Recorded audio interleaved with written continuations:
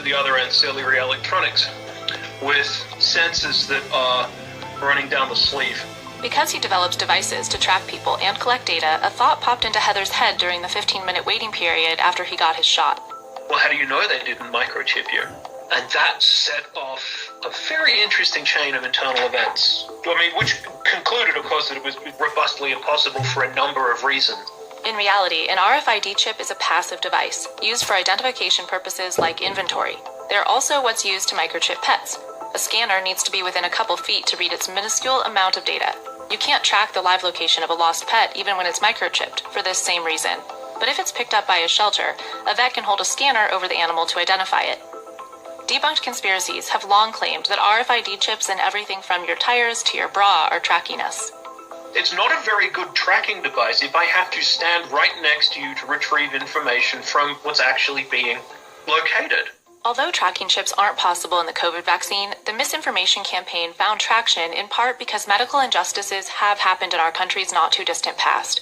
Like a public health study in Tuskegee, Alabama, that falsely claimed to be treating hundreds of black men for syphilis from 1932 to 1972. And it resulted in, at least 100 black men dying. That's what happens to black and brown communities. So it's a legitimate concern of I want to make sure that you aren't trying to hurt me because you've been proven not to be trustworthy. That's why Dr. Ebony Hilton was the first person to receive the vaccine at the University of Virginia last December. Literally knowing the medical injustice that the black community in particular has lived through, and I knew how important it would be for representation for persons to see, is this something I can actually trust? That doesn't make them conspiracy theorists. It makes them, in some ways, rational actors in trying to evaluate, given what they know about the history of the U.S. and medical care. They're rational in being hesitant, in asking questions, in wanting to be persuaded. So how does Dr. Hilton persuade people the conspiracy is false? Because we have racial health disparities and we know that black and brown people are dying at higher rates from COVID-19 infections, if the government did not give us access to the vaccine, that would be Tuskegee Part 2, right? A new version of it. And if you're looking at who actually were the first persons in line to get vaccinated, they were the Donald Trumps of the world. They were, the Mitch McConnells. Fear of government overreach has resurfaced with President Biden's recent vaccine mandate for federal workers and contractors. Although in reality, it's nothing new. George Washington required his colonial army to be vaccinated against smallpox. The best way of keeping the disease from spreading and ultimately wiping it out is to reach herd immunity. In reality, orchestrating such a complex plot would require mass cooperation from companies and government leaders. We all have bad experiences with the government. The DMV doesn't work, or, you can't call up the tax people if you need to get your taxes done. And yet we seem to think they also could orchestrate this incredible plan to get microchips in all of us. And then there's the immeasurable cost. Economically, this doesn't seem feasible. I mean, where the government's already spending an enormous amount of money in making the vaccines available. And governments here and governments around the world are doing so. So it seems unlikely that the additional cost of adding a microchip will be affordable. At least half of Americans have been vaccinated, at least as far as adults are concerned, or those who are eligible. So just thinking about the number of individuals for whom chips would have had to have been developed, manufactured, distributed, and then tracked, logistically, it's simply overwhelming. In fact, those spreading misinformation may have their own economic incentives. The sad fact is that misinformation is incredibly profitable as well. There are plenty of people who are making a lot of money off of vaccine hesitancy by redirecting people to supplements that they happen to sell, or alternative practices that they've written a book about, or even just kind of people who are getting money from ad sales and engagement. Indeed, companies are making billions by tracking and selling your data. They're just not using vaccines to do it. Facebook doesn't need a microchip in order to monetize your clicking and your data that you are giving them freely. For an accurate record of your movements and purchases, look no further than your phone, credit card, and GPS navigation. You can, to like a 90% accuracy, know what the next purchase is going to be and where and why. If you express yourself in a certain way and then go to Spotify, then go to McDonald's, all of those metrics and all of that data has been tracked, it's been compartmentalized and siloed and been sold to the highest bidder. While some chase the false narrative of chips in COVID vaccines, experts are focused on real threats to our privacy and data security caused by society's willing participation in an ever-digital age. If the only thing you're worried about is tracking, then you need to go live in a Unabomber shack in the middle of Montana and get rid of all your technology. But if you want to live in the modern world, you're going to have to balance the real fears that you should have that come with those conveniences. We can find out just as much from you just by having your cell phone in your pocket, or just as much from you from just going to the store and buying a coffee these days. So we have lots of different technology to track people and their data, and hopefully we'll have more robust legal systems so we know those systems better, but we definitely don't need to put a microchip in people's arms.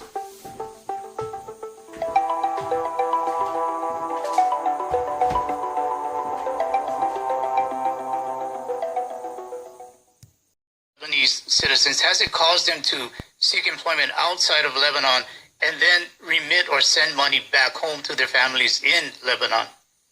So a lot of people actually did that. I mean, every day, hundreds of people are leaving Lebanon. I mean, on a personal level, every 2 or 3 weeks, there's a farewell party for someone who is, I know, who is leaving Lebanon. A lot of people are doing that.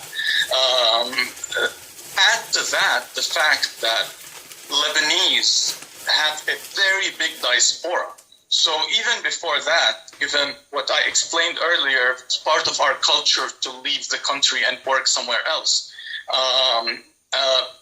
Those people started sending more dollars to Lebanon because the banks would give you, the banks and the international transfer agencies like Western Union or like MoneyGram, they would give you what is now called fresh dollars. They would hand that to you if you get fresh dollars transferred from outside the country. However, you will be paying a lot of commission for that. That being said, a lot of people just do not have that privilege to travel.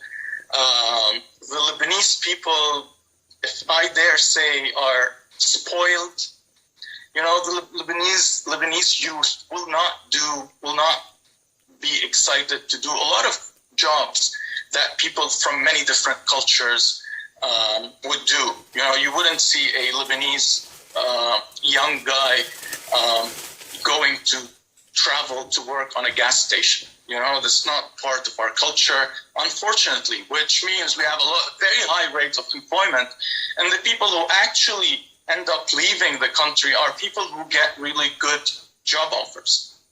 Ali, can you tell us a little bit about food? How have food prices risen since what's been going on in 2019?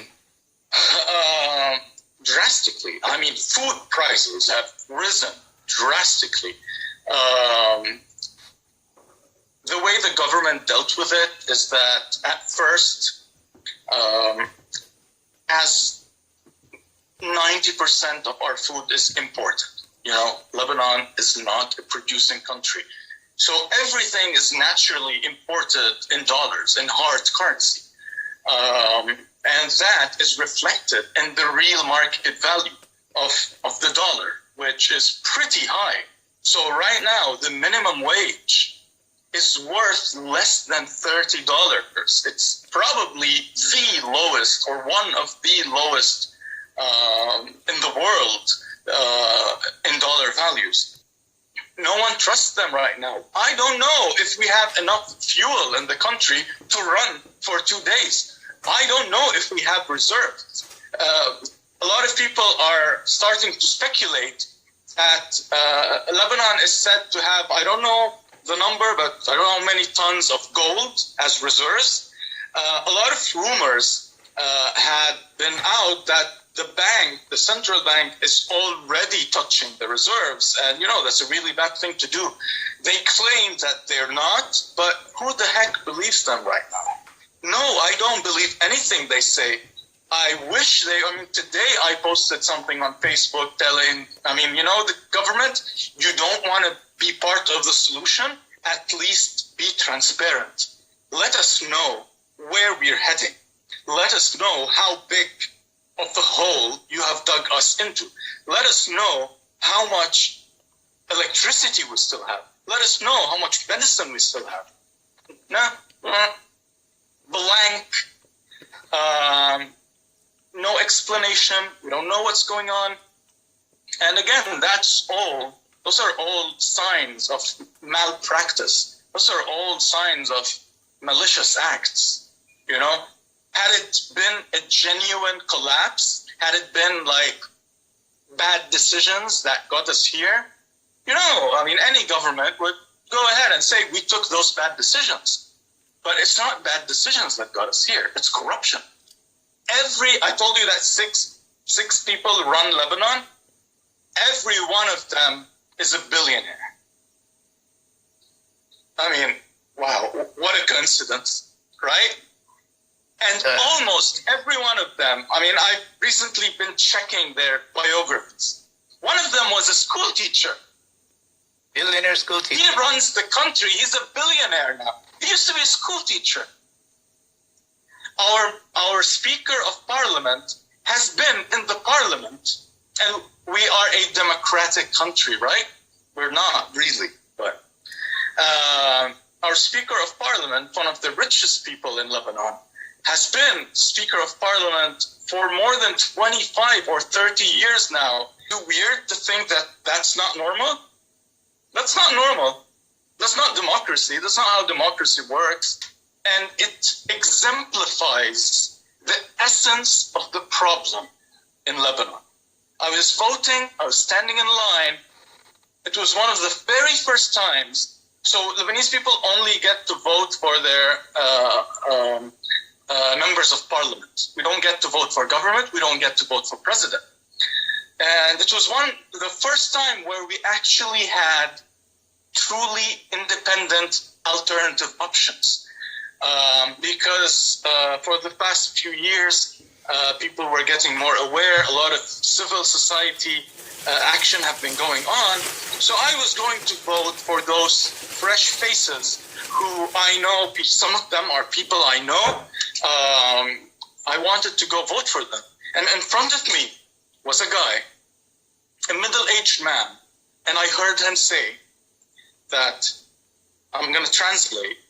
He said, he was saying to his friend, I get goosebumps. I have goosebumps just saying this. He says to his friend, there are a lot of new people in the lists, like nominated people, and we should have given them a chance. But I don't want to disappoint person X. And person X is a very big name in Lebanon. So people are literally, they're aware. It's like the Stockholm Syndrome. Like he knows that there is an alternative, but he's saying that I'm doing this because I don't want to disappoint person X. Very famous name in Lebanon. And that's the essence of our problem. People know that they're living in a terrible place. I don't want to use R-rated words. They know the reason. They know who is causing this. They know they can make a change. They choose not to. How can you not be angry?